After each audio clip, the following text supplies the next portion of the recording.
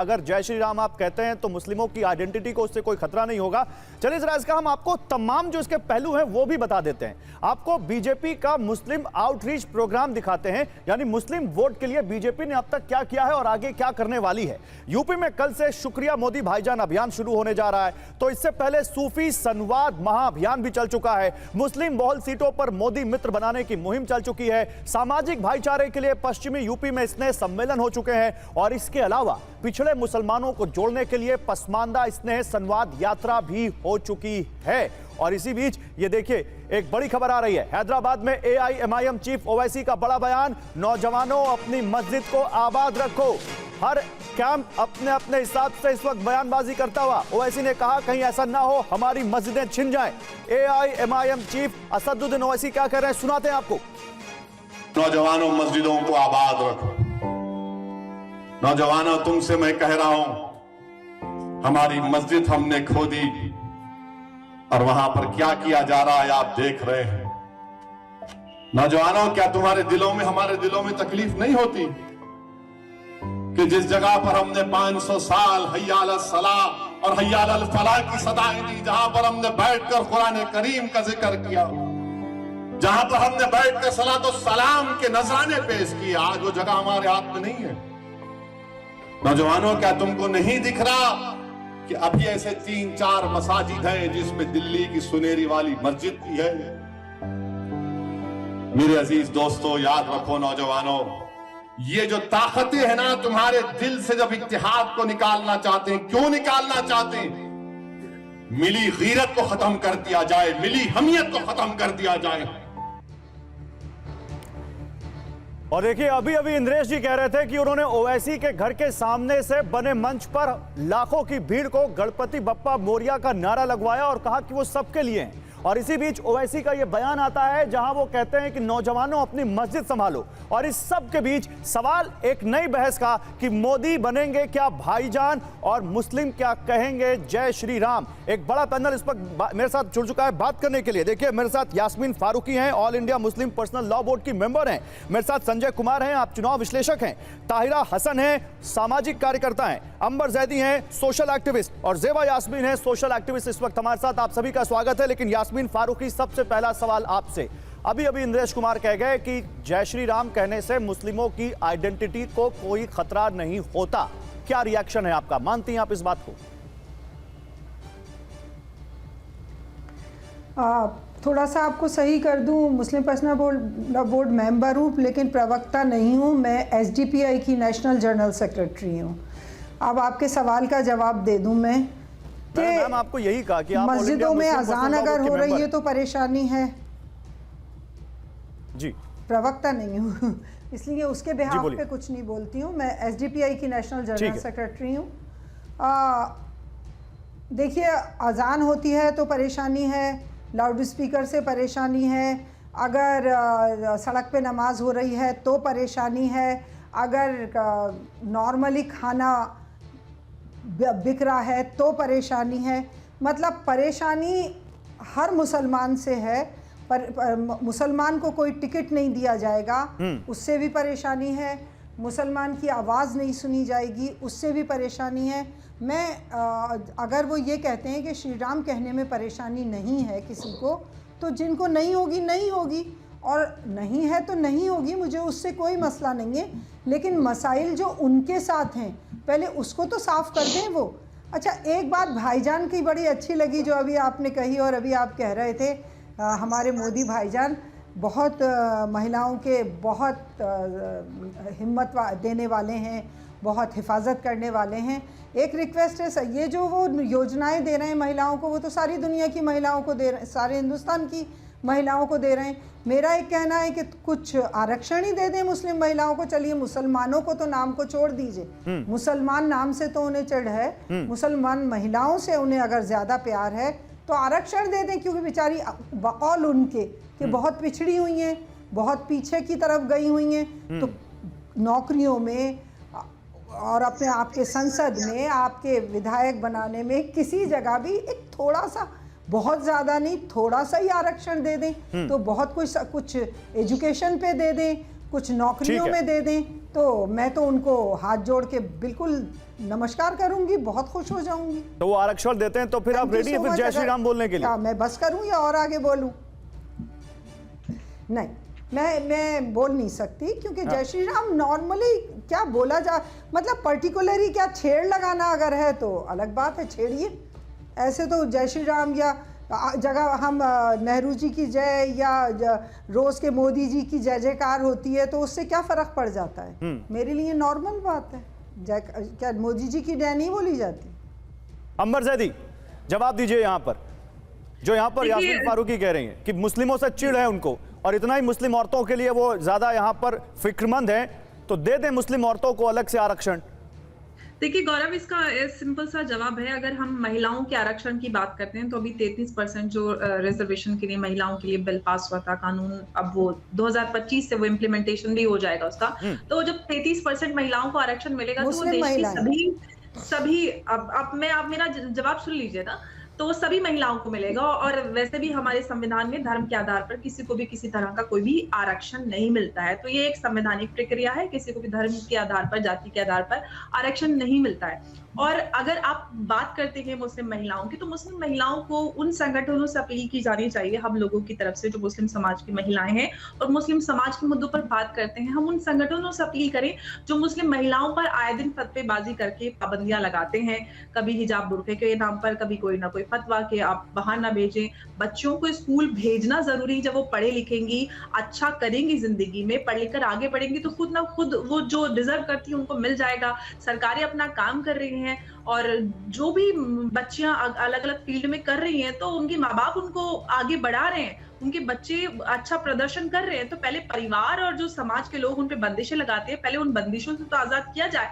सब ओवैसी जी भी संसद में हिजाब पहनाकर महिला को पहुंचाना चाहते, लेकिन अपनी ही पार्टी में कोई कुछ देना नहीं चाहता। हम अपने घर से तो कुछ शुरुआत कर नहीं रहे, हम दूसरों से अपील कर रहे हैं कि भाई आप दे दीजिए, पहले हम खुद तो दे दें अपनी बच्चियों को कुछ।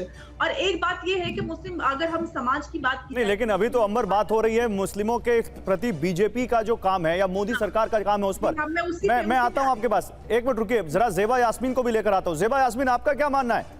आप भी मानती हैं कि यहां पर मोदी ने भाईजान बनकर मुस्लिम औरतों के वेलफेयर के लिए काम किया है और 2024 में बीजेपी को उसका फायदा मिलेगा? मुस्लिम औरतें बीजेपी को या पीएम मोदी को वोट देंगी?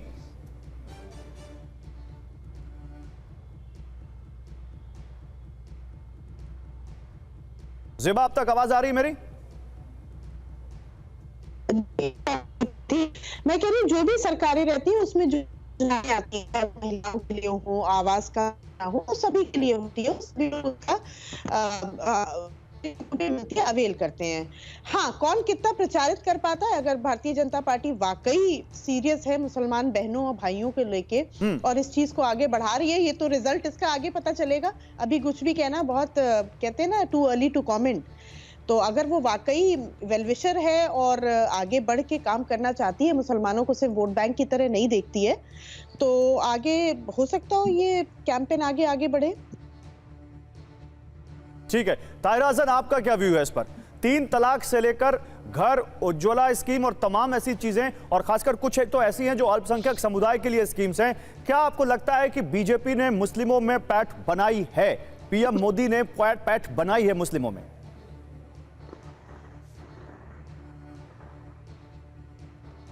ताहिरा हसन जी, आपसे सवाल है। जी जी जी। नहीं, देखिए, ट्रिपल तलाक इन वन गो तो हम लोग बहुत दिनों से कह रहे थे।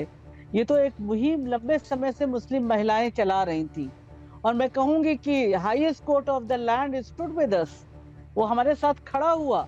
और जाहिर है मोदी सरकार ने इसको पूरी तरह से कानून बनाया, लेकिन उस कानून में हम कुछ और बेहतरी चाहते थे, वो नहीं हो पाई। क्योंकि हमारा कहना था कि अगर आप पति को जेल भेज देते हैं तो उससे फायदा नहीं होगा कुछ, उसके अलावा वो किस तरह से मॉनेटरी हेल्प, कैसे इकोनॉमिकली फाइनेंशियली हमारी महिला को हेल्प मिले, इस पे बात होनी चाहिए।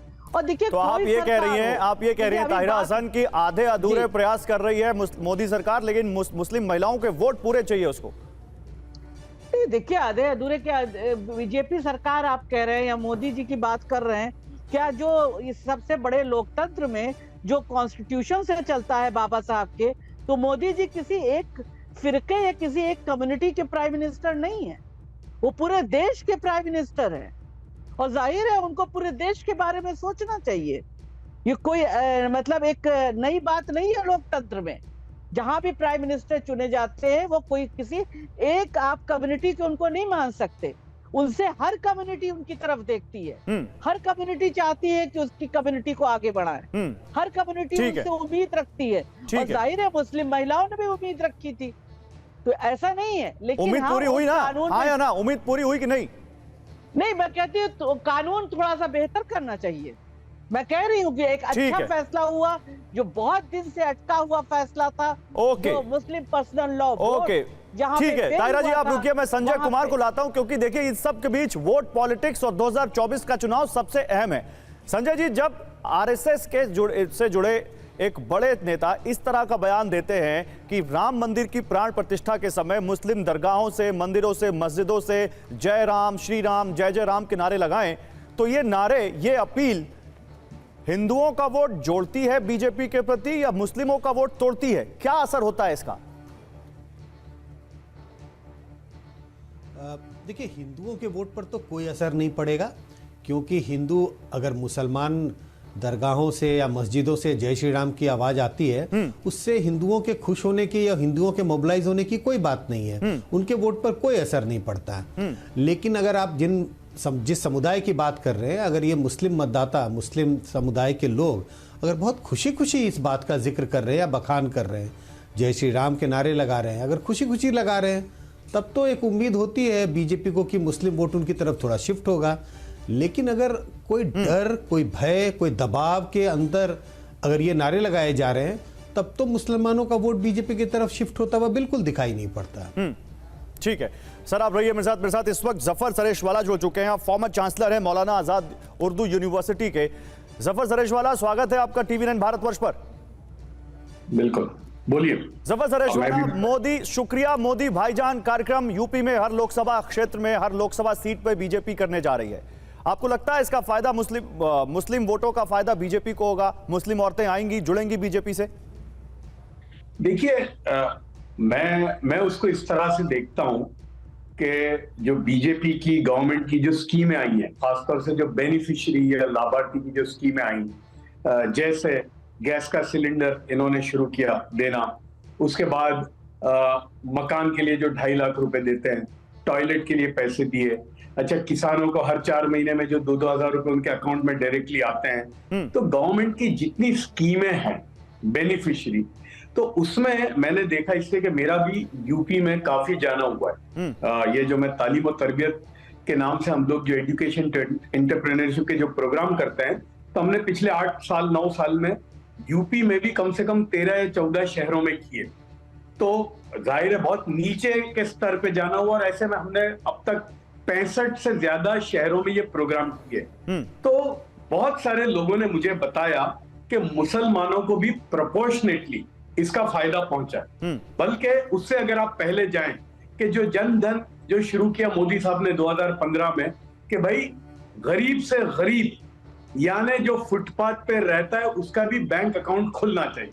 और मैं बहुत नामुमकिन समझता था, इसलिए कि मेरा ताल्लुक फाइनेंशियल सर्विसेज से है, स्टॉक मार्केट से, और हमारी तो शुरुआत ही वहां से होती है कि भाई जिसके पास बैंक अकाउंट या डीमैट अकाउंट नहीं है उस तक वो हम शुरू ही नहीं कर सकते। तो मैं ये समझता था 10 साल पहले, 12 साल पहले, कि गरीब आदमी या एक तबका ऐसा है कि जिसका बैंक अकाउंट ही नहीं खुल सकता। लेकिन आप देखेंगे कि पिछले 8 साल में 50 करोड़ से ज्यादा या ऑलमोस्ट 60 करोड़ लोगों के बैंक अकाउंट खुले हैं। उसमें बहुत बड़ी तादाद में मुसलमानों के भी खुले हैं। यह एक मिसाल ऐसी नहीं आई कि किसी का अकाउंट इसलिए नहीं खुला कि वो मुसलमान है। तो वो फायदा हुआ, बैंक अकाउंट खुले। बैंक अकाउंट से इन्होंने कनेक्ट किया था 2 चीजों को, एक उस पर डेबिट कार्ड मिलता था और दूसरा पेंशन स्कीम उसके साथ जुड़ी हुई थी। तो कहीं पर भी ऐसा नहीं हुआ कि किसी मुसलमान का अकाउंट नहीं खुला वो इसलिए कि मतलब आप ये कह रहे हैं कि मोदी सरकार में मुस्लिमों को फायदा हुआ है? आप ये कह रहे हैं मोदी सरकार में मुस्लिमों को योजनाओं का फायदा मिला है, और यही बीजेपी कह रही है। वो तो ये भी कह रहे हैं कि प्रोपोर्शनेटली ज्यादा फायदा हुआ है मुस्लिमों को। तो फिर आपको लगता है कि मोदी जोड़ लेंगे फिर इनका वोट 2024 में? देखिए, जिस तरह से गुजरात में इसलिए कि गुजरात में मुझे याद है 2012 जो लास्ट इलेक्शन था मोदी साहब, जिसमें वो चीफ मिनिस्टर थर्ड टाइम चुन के आए थे, उस वक्त मेरी खुद मोदी साहब से बात हुई थी, तो उन्होंने कहा कि 30% से ज्यादा मुसलमानों का वोट हमको मिला है, जो पहले तारीख में कभी नहीं मिला था बीजेपी को। और वो मोदी साहब के जो 10 साल के अंदर उन्होंने जो काम किए थे प्रोपोर्शनेटली, और उसका फायदा पहुंचा। देखिए मेरा एक मानना है, हमेशा मैं एक बात कहता हूं कि गवर्नमेंट कोई काम मुसलमानों के लिए ना करे, प्लीज आप सबके लिए करो, और वो सबके लिए करने में प्रोपोर्शनेटली जो मुसलमानों की आबादी है उन तक भी पहुंचना चाहिए। बस हम यही चाहते हैं।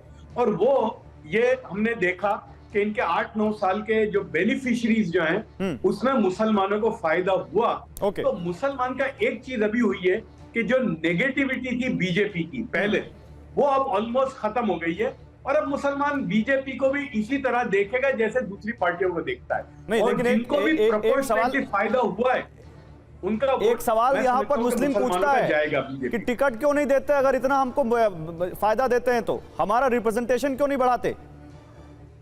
भाई बीजेपी की छोड़िए ना, टिकट तो मुसलमानों को कौन देता है? टिकट कौन देता है? बीजेपी की तो छोड़ दीजिए। अभी जो इलेक्शन हुए हाल में, जो 5 स्टेट में, मध्य प्रदेश, यानी आप देखिए कि जिन पार्टियों को सबसे ज्यादा मुसलमानों के वोट मिलते हैं वो भी कितनी टिकट देते हैं। आप मध्य प्रदेश ले लीजिए, 248 सीटें थी, मुसलमानों की आबादी 7-8% है, तो कम से कम 25 मुसलमानों को टिकट मिलनी चाहिए। उन लोगों को जिनको 80% मुसलमानों का वोट मिलता है, उन्होंने 2 मुसलमानों को टिकट दी। राजस्थान देख लीजिए कितने मुसलमानों की टिकट दी उन्होंने। छत्तीसगढ़ में कितने मुसलमानों को दी। मैं गुजरात में जाऊं अभी, यहां पर किसी जमाने में कांग्रेस पार्टी 18 या 19 मुसलमानों को देती थी, 90% उनको वोट मिलते थे किसी जमाने में। अब उन्होंने 19 से घटाकर सिर्फ 3 पे आ गए या 2 पे आ गए, तो मुसलमानों को तो वोट न वो देते हैं। ठीक है, तो आप बीजेपी से कैसे उम्मीद कर सकते हैं?